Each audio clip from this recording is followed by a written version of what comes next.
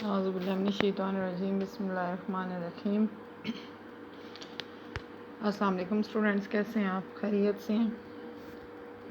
آج ہم جو ٹاپک پڑھیں گے پاکستان اور عالمی امور کے لیسن کا مسئلہ کشمیر، بہت اہم ٹاپک ہے۔ اس کو ذرا دھیان سے سننا ہے اور سمجھنا ہے اور پھر اس کو لکھنا ہے اور آپ نے جو ہے وہ کرنا ہے، ٹھیک ہے؟ تو مسئلہ کشمیر کی ابتدا۔ پاکستان اور بھارت دونوں مسئلہ کشمیر پر ایک بنیادی نظریے پر کھڑے ہونے کا دعویٰ کرتے ہیں۔ تقسیم ہند کے وقت، یعنی کہ جب پاکستان اور ہندوستان الگ الگ ہوئے تھے، جموں و کشمیر برطانوی راج کے قبضے میں ایک ریاست تھی۔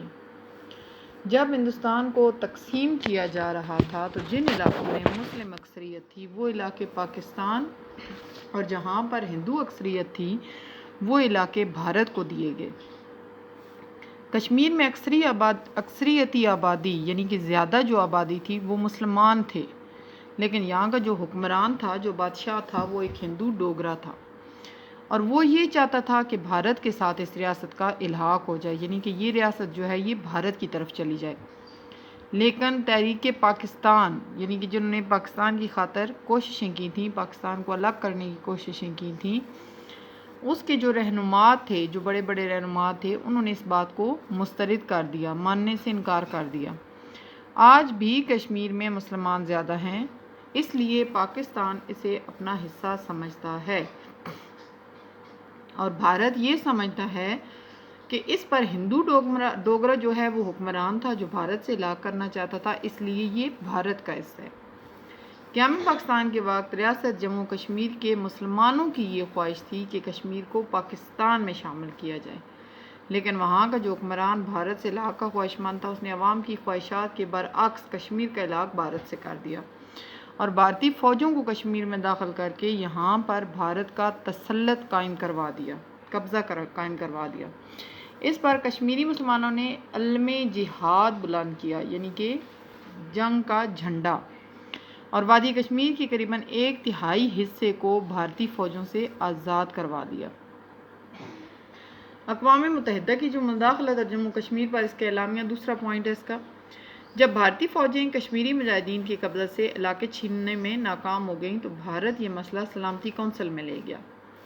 بھارت نے وہاں یہ موقف اختیار کیا کہ کشمیر کا باقاعدہ الحاق بھارت سے ہو چکا ہے، اس لیے یہ علاقہ بھارت کا حصہ ہے۔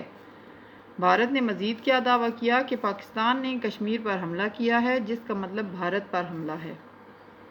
پاکستان نے کشمیر کی بھارت کے ساتھ الحاق کی جو قانونی حیثیت ہے اس کو چیلنج کیا اور سلامتی کونسل کو حقیقت حال سے آگاہ کرتے ہوئے زور دیا کہ کشمیر کے مستقبل کے فیصلے کا حق اس کے راجا کو نہیں بلکہ وہاں کی عوام کو ملنا چاہیے۔ سلامتی کونسل نے 1949 میں ایک قرارداد کے ذریعے سے کشمیر میں جنگ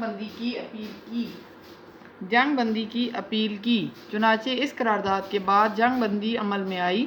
سلامتی کونسل نے اپنے اعلامیے میں پاکستان کے اس موقف کو تسلیم کر لیا کہ کشمیر کے مستقبل کا فیصلہ ریاست کی عوام کی مرضی کے مطابق ہوگا اور اس مقصد کے لیے اقوام متحدہ کی زیر نگرانی استصواب رائے کرایا جائے گا۔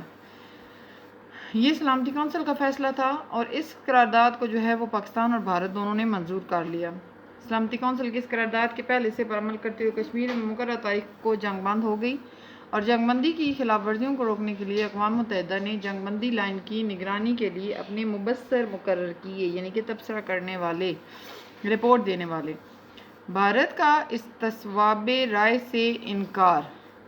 ان ابتدائی مسائل کے طے ہو جانے کے بعد توقع کی جا رہی تھی کہ اقوام متحدہ نے اپنے زیر نگرانی کشمیر میں استصواب رائے کا جو ہے وہ بندوبست کرے گا۔ اقوام متحدہ نے اس سمت میں کچھ کوششیں بھی کی، لیکن اس معاملے میں بھارت کی طرف سے کوئی پیش رفت نہ ہوئی، یعنی کہ بھارت نے کوئی کسی قسم کا تعاون نہ کیا۔ اس نے کشمیر میں آزادانہ استصواب رائے کی راہ میں مشکل کھڑی کرنی شروع کر دی۔ استصواب رائے کا مطلب یہ ہے کہ وہاں کے جو لوگ ہیں وہ اپنی مرضی سے ووٹ دیں کہ ہم بھارت کے ساتھ شامل ہونا چاہتے ہیں یا پاکستان کے ساتھ شامل ہونا چاہتے ہیں۔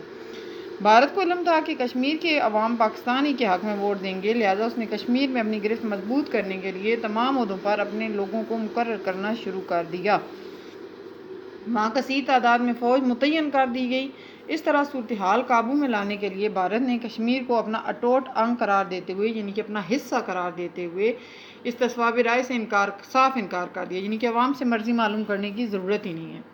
اقوام متحدہ کی نمائندگی کی آمد سلامتی کونسل نے اپنی منظور کردہ قرارداد پر عمل درآمد کرانے کے لیے کئی کوششیں کیں تاکہ بھارت کو اس تصوابِ رائے پر آمادہ کیا جا سکے جس کو خود بھارت تسلیم کر چکا تھا۔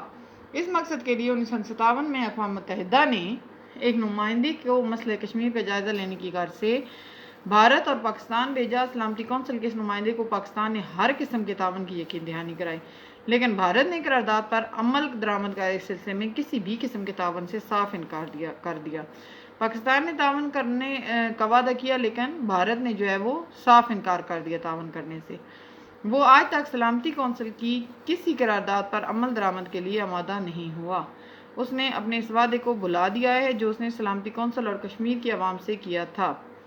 موجودہ صورتحال کیا ہے؟ کرنٹ جو سچویشن ہے کہ مسئلہ کشمیر پاکستان اور بھارت کے درمیان دیرینہ حل طلب تنازع ہے۔ دیرینہ یعنی کہ مدتوں سے آ رہا ہے یہ کہ حل طلب ہو جائے۔ کشمیر کے معاملے پر پاکستان اور بھارت کے مابین کئی جنگیں بھی ہو چکی ہیں۔ اس کے علاوہ آئے دن مقبوضہ کشمیر اور آزاد کشمیر کی سرحد جسے لائن آف کنٹرول کہا جاتا ہے، نوٹ دس پوائنٹ کہ مقبوضہ کشمیر اور آزاد کشمیر کے درمیان جو سرحد ہے اسے لائن آف کنٹرول کہا جاتا ہے۔ اس پر گولہ باری کا تبادلہ بھی ہوتا رہتا ہے جس میں اکثر شہری آبادی نشانہ بنتی رہتی ہے۔ مسئلہ کشمیر اب بھی جوں کا توں ہے جو عالمی امن کے لیے خطرہ ہے۔ عالمی امن برقرار رکھنے کے لیے اس کا حل ناگزیر ہے۔ ہوپفلی کہ آپ کو یہ سمجھ آ گیا ہوگا اور آپ جو ہے وہ سمجھ آ گیا ہوگا آپ کو، اور اس پہ جو ہے وہ آپ ایک دفعہ ریڈ کریں گے، اس کو پڑھیں گے، لکھیں گے اور یاد کریں گے۔